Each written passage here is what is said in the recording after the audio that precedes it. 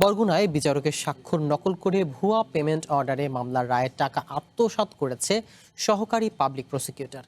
এই ঘটনার চরম বিপাকে পড়েছে মামলার বাদী ও আসামি পক্ষ। খোদ সহকারী পাবলিক প্রসিকিউটরের এমন জালিয়াতিতে বিব্রত আইনজীবী সমিতিও। বিচারকের স্বাক্ষর জালিয়াতির সামনে আসায় হিসাব রক্ষণ অফিসের কাছে নথিপত্র সহ লিখিত ব্যাখ্যা চেয়েছে আদালত।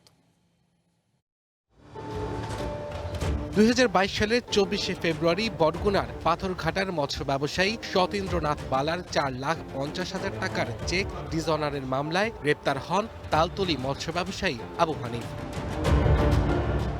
2 বছর পর 2024-এর 25শে মার্চ বরগুনার যুগ্ম ও দায়রা জজ দ্বিতীয় আদালতের বিচারক আহমদ সাইদ আসামিকে টাকা ফেরত দেওয়ার নির্দেশ দিয়ে রায় ঘোষণা করেন।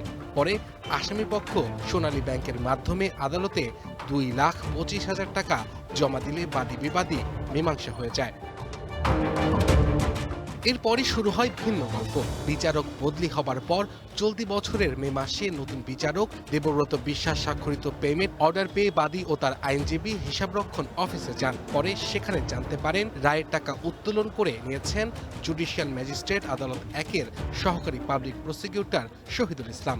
জাল পে অর্ডার তৈরি করা হয়েছে, সেখানে অতিরিক্ত জেলা ও দায়রা জজ মহোদয়ের স্বাক্ষর এবং তার যে অফিসার আছে তার স্বাক্ষর জাল করা হয়েছে। সেটা করে অ্যাডভোকেট শহীদ সাহেব, উনি হচ্ছে কি বর্তমানে এপিপিও আছে, সেই টাকাটা তুলে নিয়েছে।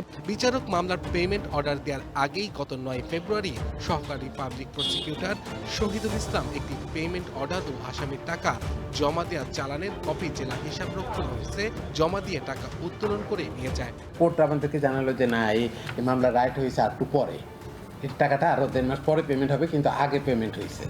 তো তখন আমরা এটা স্টপ করে দিলাম, ওই পেমেন্টটা আমরা দেই নাই।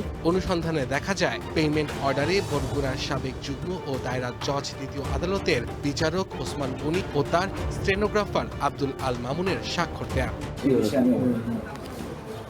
ওই স্বাক্ষরও ওনার না, আর এই স্বাক্ষরও ছাড়েন না। আর এই নথির যেই তারিখটা দেয়া, ওই তারিখে আমরা নথি পাইও নাই। নথি 11 তারিখে জেলা স্যারের ওই জায়গা থেকে আদেশ হয়েছে এডিশন করে বদলি, আর এই কাজ করছে সম্ভবত 12 তারিখে, একদিন পরেই করছে। সহকারী পাবলিক প্রসিকিউটরের এমন জালিয়াতিতে চরম বিপাকে পড়েছেন বাদী ও আসামি পক্ষ। যেখানে একটা ভরসার জায়গা, যেখানে একটা মানুষের আস্থার জায়গা কোর্ট, এবং সেটা সরকারিভাবে টাকাটা জমা হয়, সেখান থেকে টাকাটা যদি ছিনতাই হয় বা কোনো প্রতারক যদি নিয়ে যায়, তাহলে মানুষের আশার স্থল, ভরসার স্থল কোথায় থাকবে? উনি ওই মামলার অ্যাঙ্গেজ কোনো লয়ার না, উনি এটা দশ সাহেবের এবং অ্যাকাউন্ট শাখার এবং এজি শাখার সমস্ত ডকুমেন্ট জাল করে ওই টাকাটা উঠাই নেয়। এদিকে এসব বিষয়ে জানতে চাইলে ক্যামেরার সামনে কথা বলতে রাজি না হয়ে 9-6 কথা বলেন অর্থ আত্মসাতে অভিযুক্ত শহীদুল ইসলাম। আমি এমন ভদ্র মানুষ, নরম মানুষ অপরাধী চলে না।